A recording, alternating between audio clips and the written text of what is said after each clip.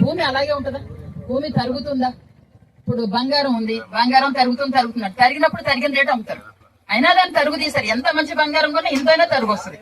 భూమికి మాత్రం వాల్యుయేషన్ ఇప్పుడు కూడా పెరుగుతుంది. ఇవాళ కొని రేపు మాత్రం అమ్మినా కూడా భూమికి మాత్రం వాల్యూ పెరుగుతుంది. అలాంటి రియల్ ఎస్టేట్ పడిపోవడం అంటూ లేదు.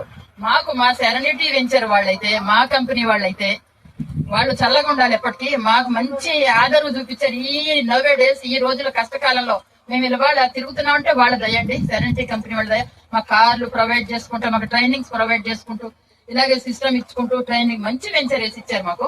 దాన్ని నమ్ముతున్నాం. ఈ పాటికి ఈ సైట్ లో, ఇప్పుడు మీరు చూసిన ఈ సైట్ లో 25 ఎకర్స్, ఇది ఇంకా 10 ఎకర్స్ రిలీజ్ కాలేదు.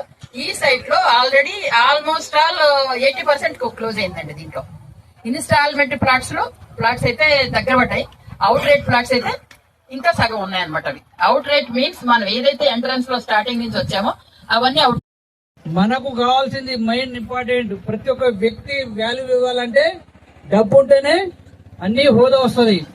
అవునా కదా? దానికి ప్లానింగ్ మనం చేసుకోవాలా వద్దా? ఎలా చేస్తే మనకి ఇన్కమ్ వస్తుంది, దానికి ప్లానింగ్ ఉంటేనే మనకి ఏదైనా చేయడానికి. కంపెనీ పెట్టాలంటే ఆయన ప్లాన్ చేసుకుంటాడు. ఒక నెల 2 నెలల ముందు ప్లానింగ్ చేసుకుంటాడు. ఎంతమంది ఎంప్లాయీ పెట్టాలి, ఆ కంపెనీ ఏ ఉద్దేశం పెట్టాలి, వాళ్ళకు లాభాలు నష్టాలు అనే ఆలోచనతోని ప్లాన్ చేసుకొని ఒక కంపెనీ స్టార్ట్ అయింది. అవునా కదా?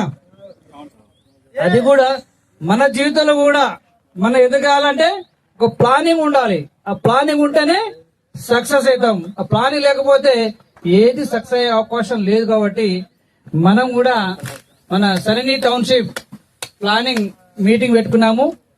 ఆ ప్లానింగ్ మీటింగ్ లో చాలా నేర్పియాలి. మనం ఎలా నేర్చుకున్నామో, మనం వచ్చిన కొత్త టీం, మార్కెటింగ్